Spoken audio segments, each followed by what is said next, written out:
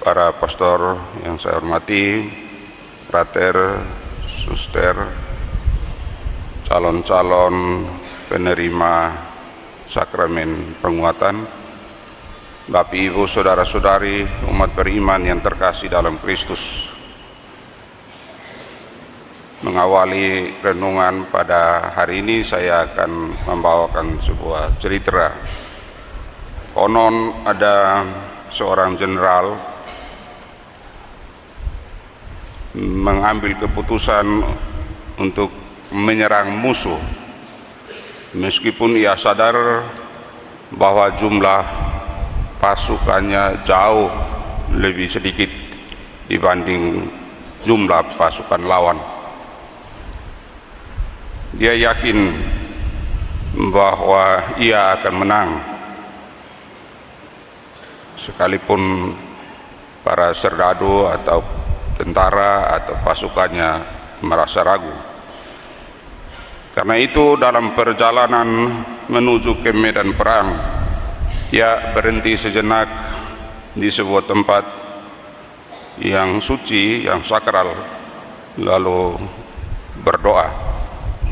Ketika keluar dari tempat itu, ia memberitahu pasukannya demikian: saya akan melemparkan sebuah mata uang logam.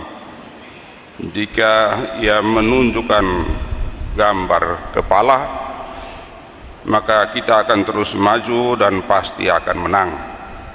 Sebaliknya, jika ia menunjukkan gambar ekor, tentu kita akan kalah, dan karena itu sebaiknya kita mundur saja. Sekarang nasib akan mengungkapkan dirinya. Lalu dia pun melemparkan koin atau uang logam itu. Ternyata uang itu menunjukkan gambar kepala. Melihat itu, tentaranya menjadi sangat yakin bahwa mereka pasti akan menang. Dan memang pada akhirnya mereka menang dalam pertempuran itu.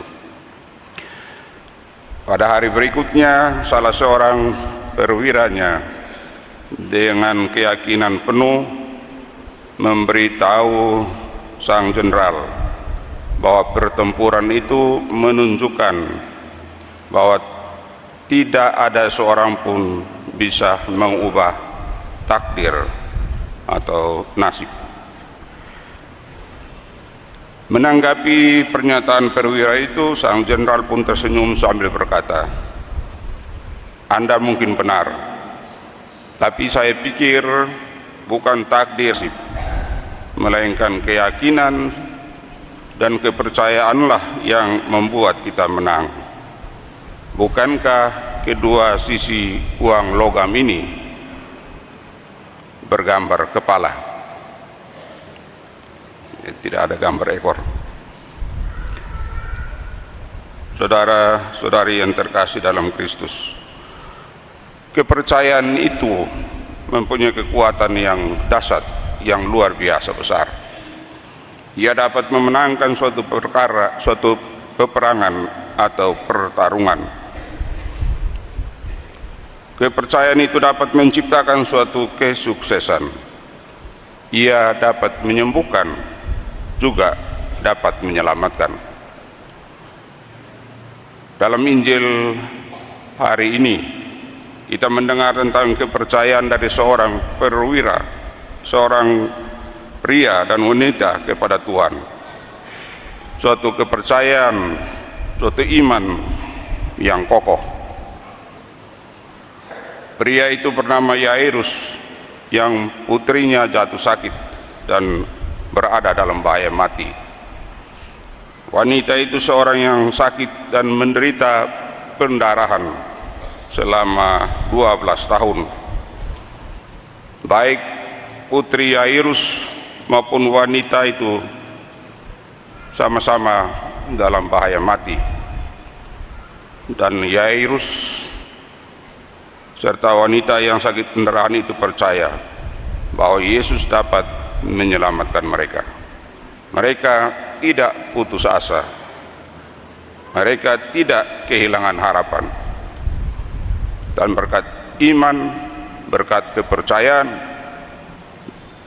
dan juga kepasrahan, Yesus membuat mujizat sekaligus menyingkirkan kematian. Keduanya, baik putri Yairus maupun wanita yang sakit pendarahan, diselamatkan karena iman, karena kepercayaan. Yesus berkata kepada wanita yang menderita pendarahan itu, imanmu telah menyelamatkan engkau. Dalam hal ini iman dan kepasrahan kepada Tuhan memang sangat mutlak untuk memperoleh keselamatan.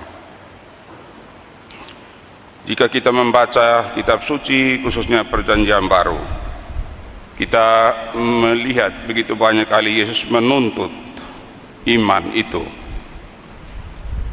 Bahkan Yesus berbicara lebih banyak tentang iman daripada tentang cinta kasih.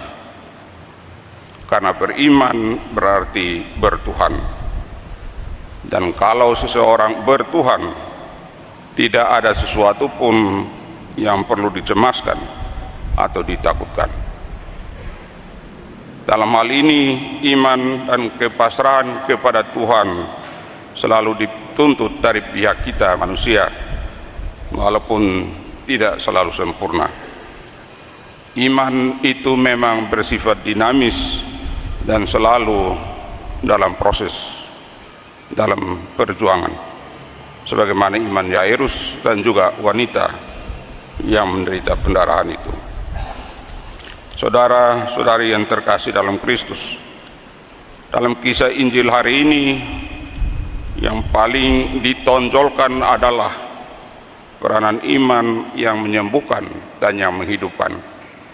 Entah apapun situasi yang dihadapi oleh orang beriman, iman memiliki kekuatan menyembuhkan dan menghidupkan.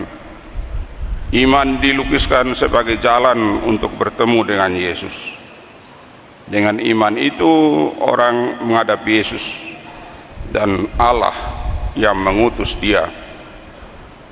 Hubungan Yesus dengan Allah inilah yang memberikan daya penyembuh.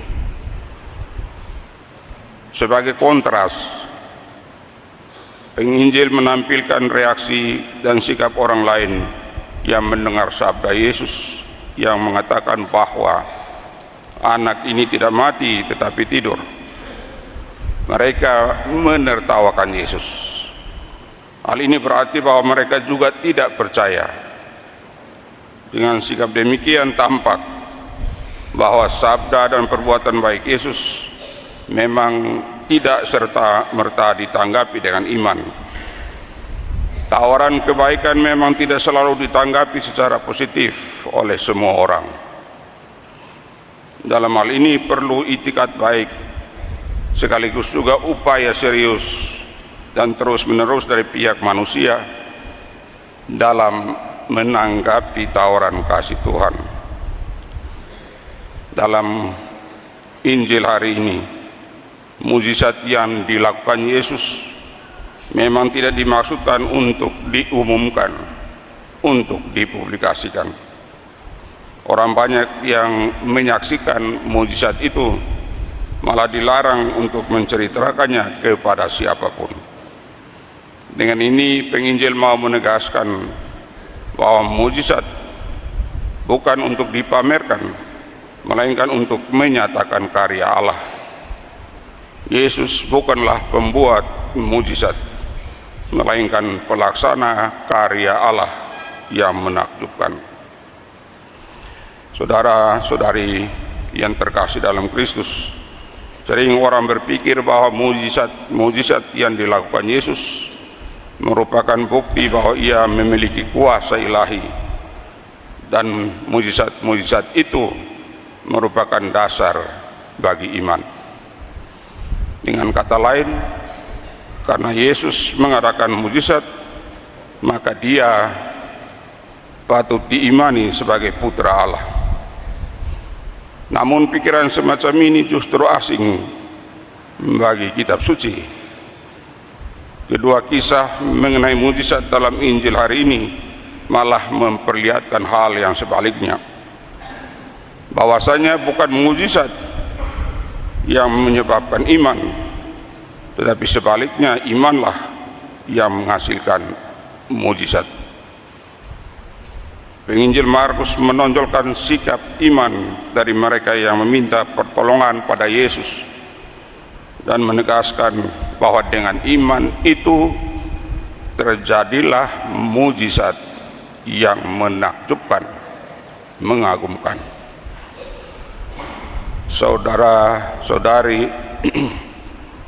para calon penerima sakramen Krisma yang terkasih, sebentar lagi dalam perayaan Ekaristi ini kalian akan menerima sakramen penguatan.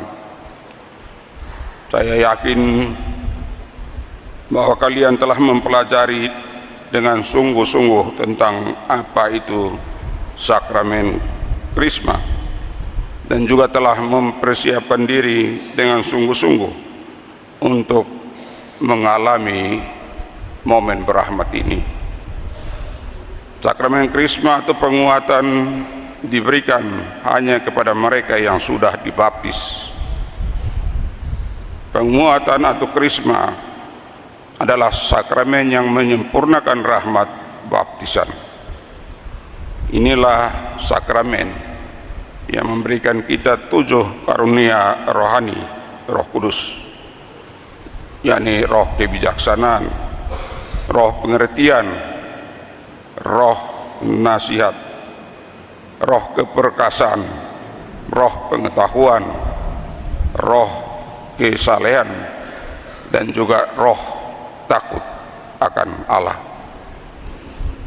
Kalian semua para calon penerima sakramen penguatan akan menerima karunia rohani ini melalui pengurapan dengan minyak Krisma Ilahi yang juga dilakukan dengan penumpangan tangan melalui kata-kata terimalah tanda karunia Roh Kudus.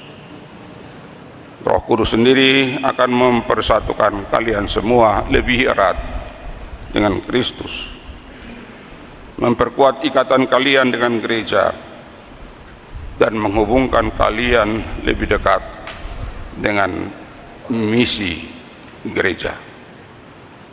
Misi adalah tugas terpenting gereja. Pertama-tama misi berarti pewartaan Injil Tuhan kita Yesus Kristus. Biasanya kita mengungkapkan iman kita kepada Tuhan dengan kata-kata, tetapi kehidupan sehari-hari dan juga perbuatan-perbuatan nyata kita sesungguhnya memiliki peran yang sangat besar dalam misi gereja. Kegiatan misionaris ini juga biasa disebut evangelisasi, pewartaan Injil, kabar gembira. Kita dipanggil untuk menyampaikan iman kita kepada sesama, bukan hanya dengan kata-kata, tetapi juga dengan kehidupan kita sehari-hari, dengan pekerjaan dan juga setiap kegiatan kita. Sakramen penguatan adalah sakramen yang memberikan rahmat yang sama kepada umat beriman seperti yang diberikan kepada para rasul dahulu. Tapi bahwa dengan menerima sakramen penguatan, sakramen Krisma, kalian semua juga akan menjadi rasul-rasul untuk memberikan kesaksian tentang iman Kristen dengan kata-kata dan juga perbuatan. Semoga lewat penerimaan sakramen Krisma ini, iman kalian semua semakin teguh dan kokoh, sebagaimana Yairus dan juga wanita yang mengalami sakit pendarahan. Dan dengan itu kalian juga boleh menjadi saksi-saksi iman lewat dan perbuatan yang baik. Tuhan memberkati.